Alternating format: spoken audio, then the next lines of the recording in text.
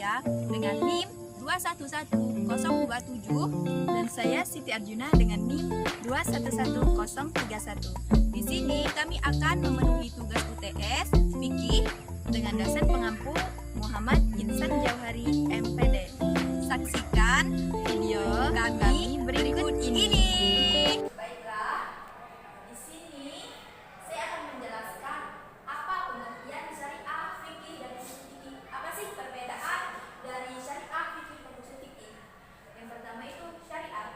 Pengertian syariah, syariah adalah aturan-aturan yang telah ditetapkan oleh Allah Subhanahu wa Ta'ala yang berisi perintah dan larangannya yang bersifat qad'i atau pasti.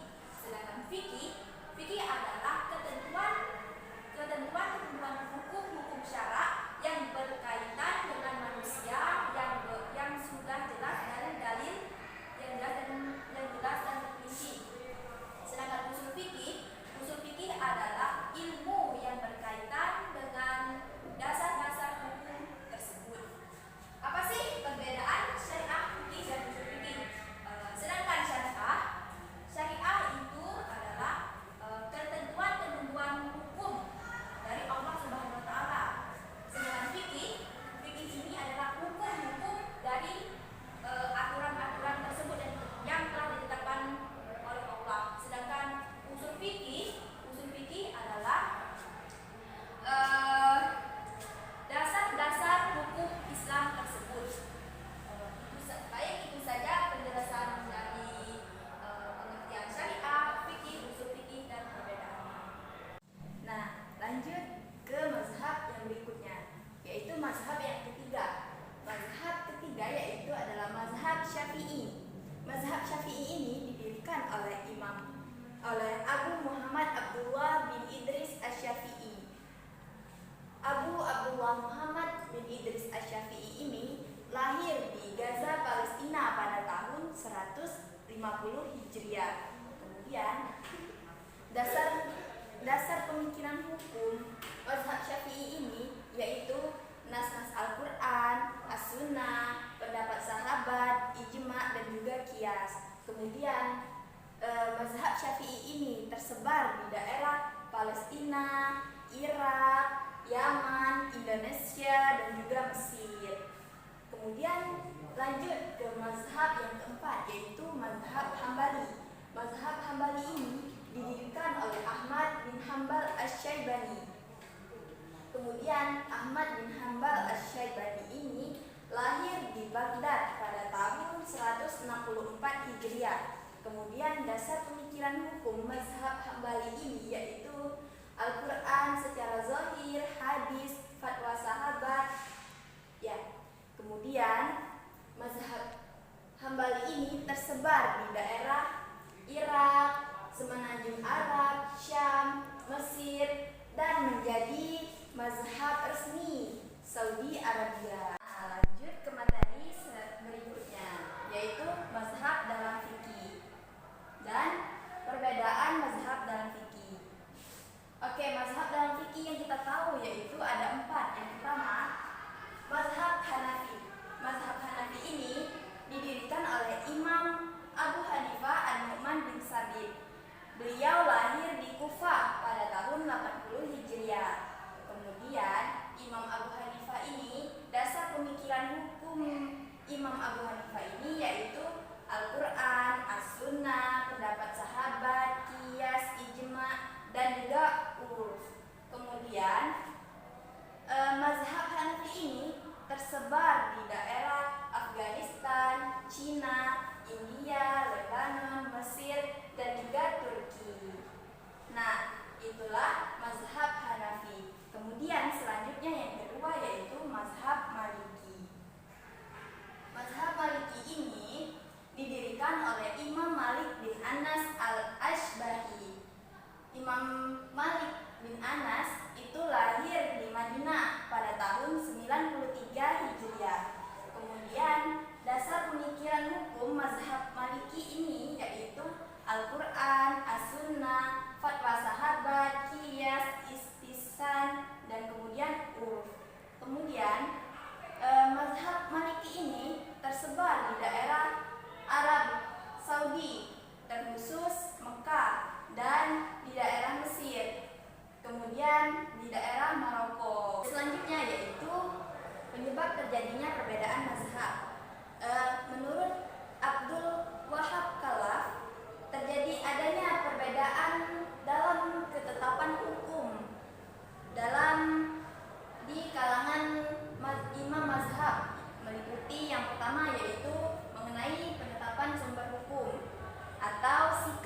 cara berpegang pada fatwa sahabat, qiyas dan juga ijma. Kemudian yang kedua mengenai pertentangan penetapan hukum dan tasyri' atau penggunaan hadis dan ra'yu. Kemudian penyebab yang selanjutnya yaitu mengenai prinsip bahasa dalam memahami nas-nas dan syariat atau uslub bahasa. Baiklah, di video kali ini saya akan menjelaskan sholat jamak dan sholat qashar, di mana sholat jamak ini adalah mengumpulkan, sedangkan sholat qashar ini meringkas. Nah, studi kasusnya yaitu ada seseorang ibu-ibu yang bernama, kita sebut saja Ibu Betty. Ibu Betty ini tinggalnya di Bangka Belitung. Ibu Betty ini ingin menjumpai saudaranya yang sangat jauh sekali. Kita ibaratkannya itu nama desanya itu desa Surabaya. Nah, Ibu Betty ini ingin berpergian pada saat waktu zuhur. Diperkirakan sampainya itu sebelum maghrib. Nah, maka Ibu Betty ini ingin melaksanakan sholat jamak. Sholat yaitu sholat jamak zuhur, di mana dikerjakannya pada awal memasuki sholat zuhur. Nah, yaitu usollinya, auzubillahiminasyaitonirrajim, bismillahirrahmanirrahim. Usolli fardhu zuhri arba'a raka'atin majmu'an ma'al asri jam'a taqdimi lillahi ta'ala. Yaitu sholatnya itu seperti sholat kita sering melakukan sholat, seperti kita melakukan sholat zuhur, isya, asar, kan 4 rakaat, tetapi dia itu imamnya mengumpulkan dua sholat, di mana sholat zuhur dan sholat asar. Bedanya hanya cuma di niat saja. Pas niat sholat qashar, di mana sholat asar dikerjakan pada waktu sholat zuhur, yaitu usolli fardhu zuhri raka'ataini majmu'an ma'al asri jam'a takhiri fardhu lillahi ta'ala. Itu lafaz niatnya jika dikerjakannya di waktu zuhur, sedangkannya lafaz niatnya dikerjakan waktu asar. Lafaz niatnya usolli fardhu asri raka'ataini majmu'an ma'al zuhri jam'a takhiri fardhu lillahi ta'ala. Nah, lanjut ke materi yang berikutnya, yaitu zakat. Zakat secara bahasa artinya berkembang, bertumbuh, bertambah, juga suci dan juga subur. Secara istilah syara ialah mengeluarkan sebagian dari harta benda atas perintah Allah sebagai sedekah wajib kepada mereka yang telah ditetapkan menurut syarak-syarak yang telah ditentukan oleh hukum Islam. Zakat itu ada dua. Yang pertama zakat fitrah dan zakat mal. Zakat fitrah ialah zakat pribadi yang harus dikeluarkan pada hari raya Idul Fitri. Yang wajib dizakati yaitu diri sendiri, baik tua, muda, laki-laki, perempuan, dan bayi yang baru lahir. Kemudian hukum zakat fitrah ini yaitu fardu ain atau wajib dilaksanakan setiap umat Islam. Kemudian zakat ini berbentuk makanan pokok sehari-hari yang kita makan. Kalau di Indonesia seperti beras, pokok makanan kita di Indonesia yaitu beras. Zakat fitrah ini wajib ditunaikan untuk setiap jiwa, ya kan? Kemudian untuk setiap jiwanya itu 2,5 kg. Kemudian zakat mal. Zakat mal yaitu zakat harta atau benda. Zakat mal itu kewajiban umat untuk memiliki harta benda tertentu untuk diberikan kepada orang yang berhak sesuai dengan ketentuan nisab atau ukuran beratnya dan dalam jangka waktu tertentu. Assalamualaikum Ustazah. Waalaikumsalam. Maaf Ustazah, di sini saya ingin membayar zakat fitrah saya pada tahun ini. Ya, silahkan duduk. Bismillahirrahmanirrahim. Nawaitu an ukhrija zakat al-fitri an-nafsi fardhulillahi ta'ala. Baik, saya terima zakat fitrah kamu pada tahun ini karena Allah Ta'ala.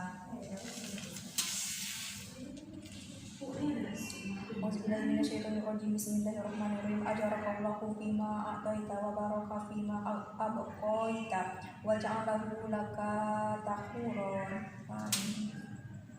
Assalamualaikum warahmatullahi wabarakatuh. Waalaikumsalam warahmatullahi wabarakatuh. Maaf Ustazah, di sini saya ingin bayar zakat mal.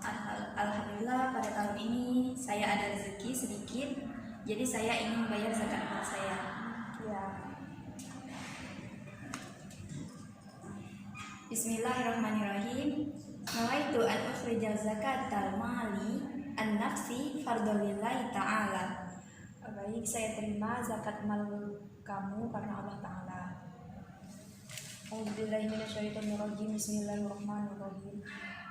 Ajarakallahu bima a'taita wa baraka fima abqaita wa ja'alahu laka tahhuran. Amin. Nah, zakat mal di sini ada zakat emas. Contoh soal, Ibu Sela memiliki emas sebanyak 1 kilogram. Emas yang dimiliki Ibu Sela sudah selama 1 tahun, jadi wajib dizakati. Berapa zakat yang harus dikeluarkan oleh Ibu Sela jika harga emas saat ini seharga 300.000 per gram? Penyelesaiannya diketahui emas yang dimiliki Ibu Sela itu 1 kilogram. 1 kilogram ini sama dengan 1000 gram. Kemudian harga emas sekarang, kemudian kadar zakat yang harus dikeluarkan dari emas tersebut yaitu 2,5%. Kadar zakat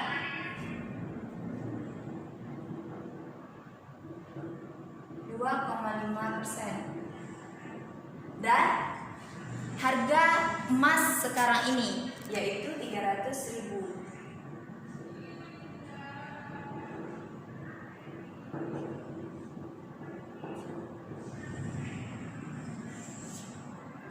Kemudian jumlah emas dikali harga emas dikali kadar zakat.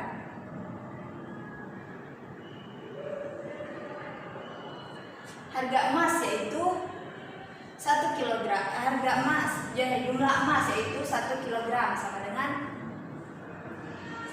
1000 gram dikali harga emas 300.000 rupiah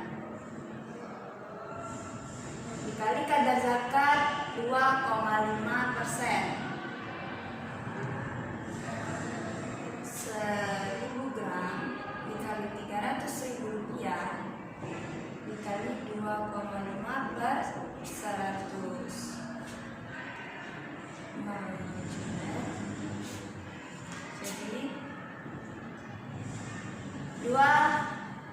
Jadi 1000 dikali 300.000 1000 dikali 3.000 sama dengan 3 juta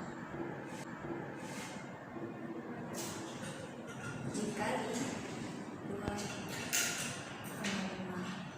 sama dengan 7.500.000 rupiah.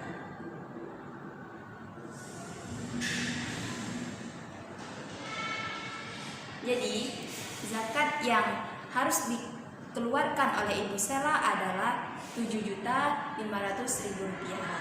Selanjutnya yaitu zakat pertanian. Contoh soalnya, seseorang petani sedang memanen padi di sawah. Sawah tersebut diairi dengan air yang berasal dari PDAM. Setelah dihitung, padi tersebut berjumlah 3 ton.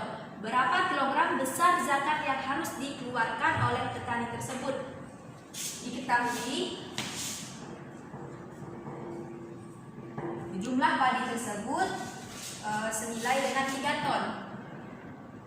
3 ton berarti kita jadikan kilogram sama dengan 3.000 kilogram. Nah, sedangkan kadar zakatnya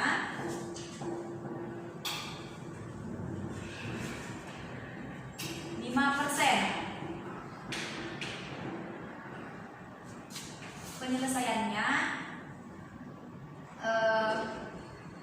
5/100 dikali dengan 3.000 gram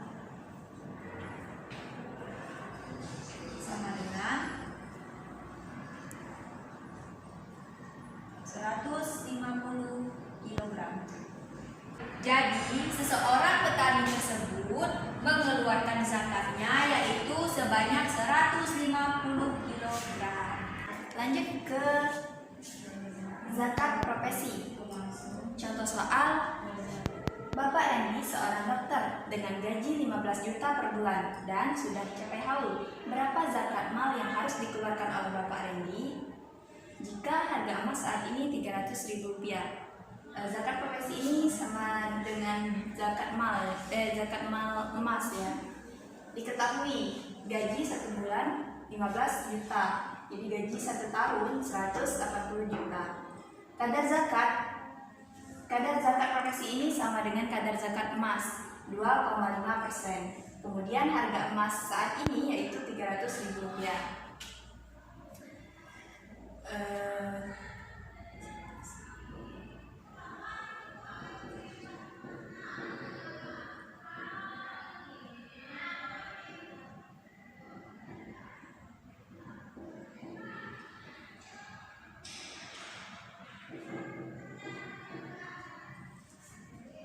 Jumlah emas yaitu 6 gram. Kadar zakat 2,5%. Dan harga zakat emas Rp300.000.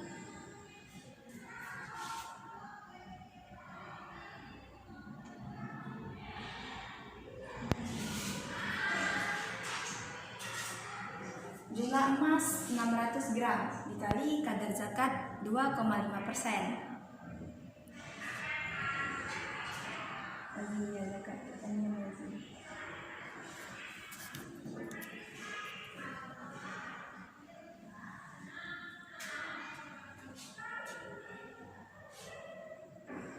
Kemudian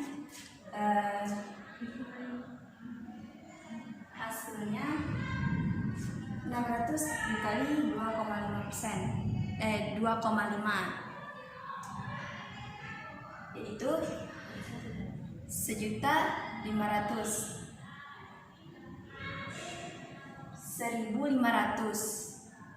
600 dikali 2,5 yaitu 1.500 dikali harga emas 300 dikali harga emas tadi 3.000 sama dengan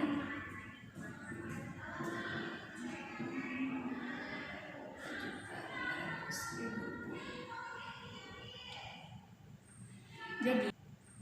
Jadi zakat mal dari zakat profesi yang harus dikeluarkan oleh Bapak Randy yaitu Rp4.500.000. Kemudian kita lanjut ke materi berikutnya. Yaitu tayamum. Tayamum secara bahasa artinya menyengaja, sedangkan secara istilah syara ialah menggunakan tanah atau debu guna menyapu wajah dan tangan untuk menghilangkan hadas sesuai dengan syarat yang ditentukan oleh syarat tertentu. Kemudian tayamum dapat menggantikan wudu dengan menggunakan syarat-syarat tertentu. Syarat tayamum yang pertama yaitu telah masuk waktu sholat. Kemudian yang kedua sudah berusaha mencari air tetapi tidak mendapatkannya, sedangkan waktu sholat sudah masuk. Kemudian syarat yang ketiga yaitu menggunakan tanah atau debu yang bersih. Kemudian syarat yang keempat yaitu tidak ada air sama sekali. Kemudian tayamum ini merupakan rukhsah atau keringanan bagi yang tidak diperkenakan menggunakan air. dikarenakan sakit, misalkan sakit parah tidak boleh menggunakan air, atau bagi orang yang kesulitan mendapatkan air. Kemudian tata cara tayamum. Yang pertama yaitu kita harus mencari debunya yang bersih ya. Misalkan di sini ada debu. Tapi syaratnya tadi tidak mendapatkan air sama sekali, tidak ada air sama sekali di tempat itu. Dan waktu sholat sudah masuk, jadi diperkenakan untuk bertayamum. Misalkan di sini debu, ambil debunya, kemudian kebas-kebas. Lafaz tayamum yaitu nawaitu tayamum li istibahati sholati fardholillahi ta'ala. Niat tayamum, sengaja aku bertayamum untuk melakukan sholat fardu karena Allah Ta'ala. Kemudian tadi kan sudah mendapatkan debu, kemudian dikebas-kebas, kemudian diusapkan di wajah. Ini jari jempolnya kiri kanan harus di sini ya, harus di bagian sini.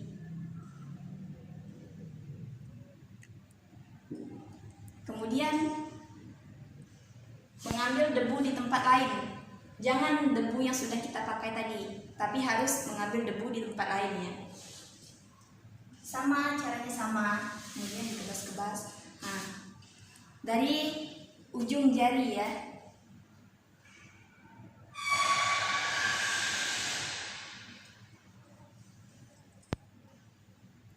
Dan selanjutnya sebelah kiri.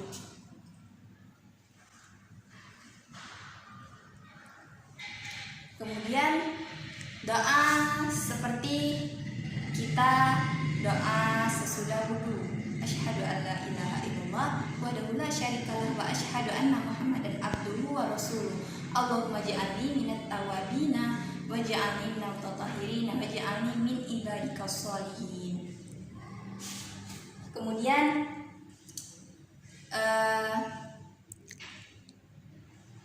kalau kita bertayamum, itu perhiasan, cincin, gelang atau jam itu harus dilepas karena takutnya nanti ada debu yang tidak menyentuh kulit ya, seperti itu. Jadi itulah tata cara bertayamum tadi. Sekian dan terima kasih. Sekian video dari kami. Semoga bermanfaat bagi kita semua. Wassalamualaikum warahmatullahi wabarakatuh.